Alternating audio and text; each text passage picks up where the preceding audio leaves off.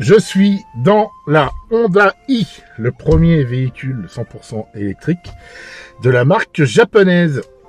Ça fait 2 jours que je roule avec et c'est une voiture extraordinaire. Pourquoi? Premièrement, elle a un look d'enfer. On croirait un concept car, j'allais dire, mais en fait c'est... il y a eu un concept car qui ressemblait grandement au véhicule final, donc c'est assez logique. Véhicule super attachant, aussi bien en design extérieur qu'à l'intérieur. On a du bois qui parcourt toute la carrosse, tout l'habitacle. On a un écran géant qui fait toute la largeur de l'habitacle. C'est une voiture qui se passe de rétro latéraux.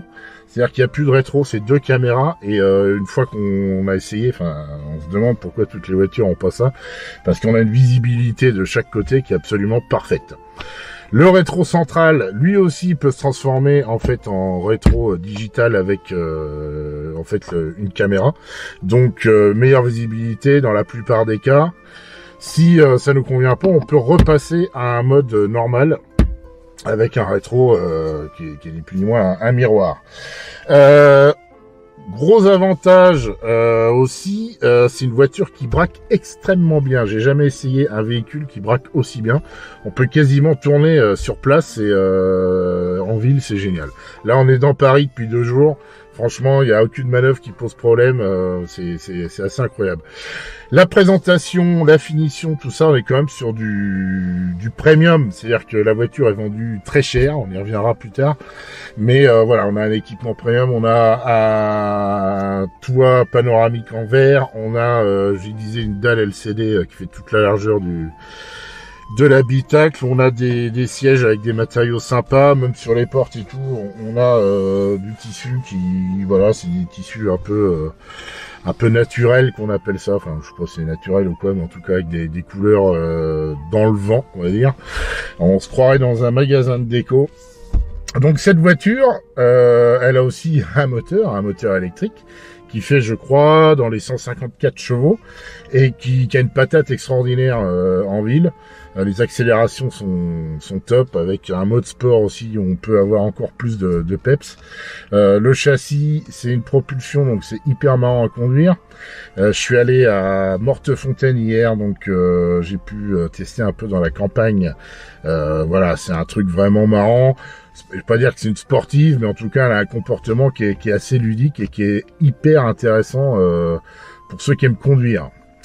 Par contre, il y a un gros problème avec cette voiture. Alors, elle ne s'adresse pas à tout le monde. C'est-à-dire que si vous l'achetez pour conduire en ville, ça sera parfait. Vous aurez une autonomie de au-delà de 200 km. Elle est adaptée parfaitement à la ville. Si vous avez la possibilité de la charger chez vous, c'est merveilleux. Elle peut aussi accepter, bien entendu, la charge rapide, mais ça, on y reviendra tout à l'heure. C'est pas gagné dans notre pays, parce qu'il y en a nulle part. Et voilà, c'est la voiture idéale, un peu premium en ville. Moi, je pense que je suis assez déçu d'ailleurs du manque. Je crois qu'ils ont pas fait des grosses ventes, mais en tout cas en nombre d'exemplaires vendus. Mais pour moi, c'est la voiture idéale du 16e arrondissement. Parce que ça peut remplacer clairement une Mini. Voilà, elle a tous les attributs de la voiture à la mode. Elle est super sympa à conduire, elle est jamais décevante. Sauf que, moi, il y a un gros problème, c'est que je suis censé rentrer en Normandie avec, donc faire environ 300 km. Et en fait, entre Paris et chez moi, donc sur les plages du débarquement, du côté d'Omaha, Bayeux, tout ça, pour ceux qui voient, il n'y a pas de charge rapide.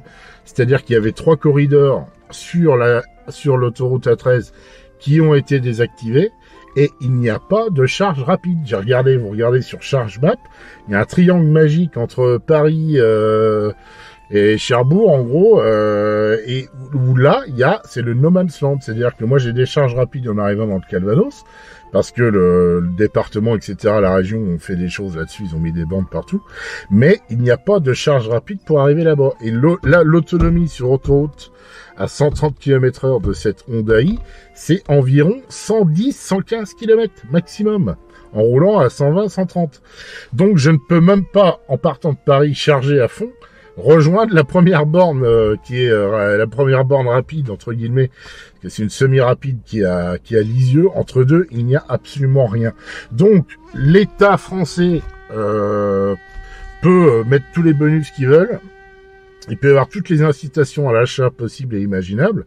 Si on n'a pas un réseau de charge en France digne de ce nom, Honda peut faire les meilleures voitures du monde, que ça ne changera rien au problème. Je ne peux pas m'en servir pour rentrer chez moi. Donc c'est vraiment dommage. Si j'habitais sur Paris et que j'avais la possibilité de charger, puisque sur Paris c'est toujours un peu compliqué aussi, ça serait clairement la meilleure voiture possible. Moi c'est un vrai coup de cœur, j'adore cette voiture, mais je ne peux pas m'en servir pour mon usage personnel, qui est de se dire voilà, je vais rentrer de temps en temps en Normandie avec. J'ai même pas une borne à mi-parcours pour pouvoir recharger pour rentrer chez moi. Donc ça c'est un peu dommage, parce que la voiture elle est extrêmement attachante. J'aime bien les Honda parce qu'en général c'est des voitures d'ingénieurs qui sont souvent intelligemment conçues. J'ai bien aimé le HR-V par exemple, qui a rien à voir, mais j'ai bien aimé le CR-V. J'aime beaucoup la Civic, c'est des voitures en général intelligentes, bien conçues. Voilà, il y a jamais grand chose à redire. Là, il y a une démonstration technologique qui est géniale, parce que voilà, ils ont fait un truc, ils ont enfin compris. Il y a l'effet waouh qu'on peut retrouver quand on monte là pour la première fois dans une Tesla par exemple, où on arrive, on se dit ah, ok, les mecs ont 10 ans d'avance. Qu'on n'a pas, par exemple, dans une Volkswagen ID3, ou l'impression de monter dans une sous-Golf, un peu. Là, en fait, on rentre, on se dit, bon, ok, voilà, clairement, j'en veux une, j'ai envie de rouler dans cette voiture. Mais je ne peux pas la charger chez moi. Donc ça, c'est un peu, enfin, je peux la charger chez moi, mais je peux pas aller chez moi. Donc ça, c'est un peu le problème. Et c'est dommage, parce qu'elle est super équipée. Bon, elle est pas donnée, mais c'est un véhicule... c'est du citadin haut de gamme, on va dire, donc ça c'est assez cohérent finalement. Mais bon, Honda aurait pu faire une plus grosse batterie pour qu'on aille un peu plus loin, mais de toute façon, dans mon cas personnel, ça n'aurait rien changé. C'est-à-dire que j'aurais pas pu, de toute façon, moi je peux pas rentrer chez moi en électrique. De Paris à Bayeux ou de Paris à Cherbourg, je suis foutu. Donc, achetez-la, si vous pouvez la charger tous les jours chez vous, et que vous faites jusqu'à 150 km par jour, ce sera absolument parfait. Si vous êtes amené, vous n'avez pas d'autres véhicules pour faire des longs déplacements et ne serait-ce que monter à Paris ou etc., vous êtes foutu, vous pourrez pas utiliser cette voiture, mais vous pourrez pas en utiliser une autre non plus.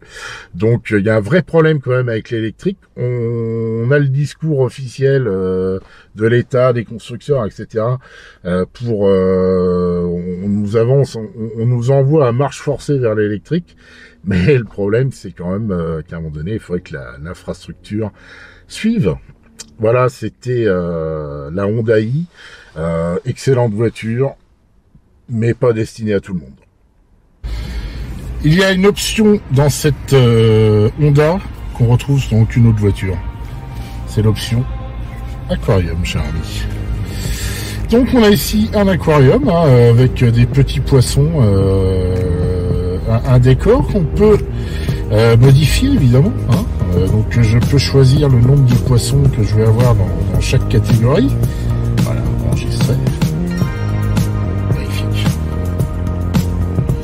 C'est totalement inutile et c'est pour ça que c'est indispensable.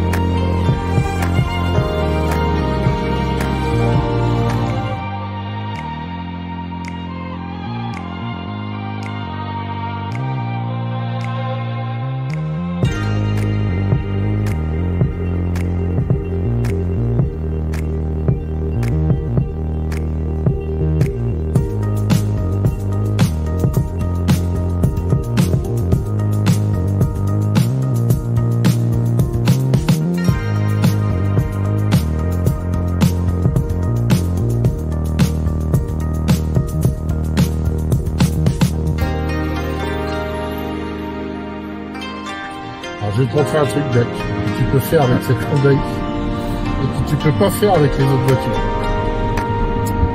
C'est démonstration du diamètre de braquage. Là. Au moment où je te parle, La trappe s'est ouverte. la trappe s'est ouverte, c'est bon.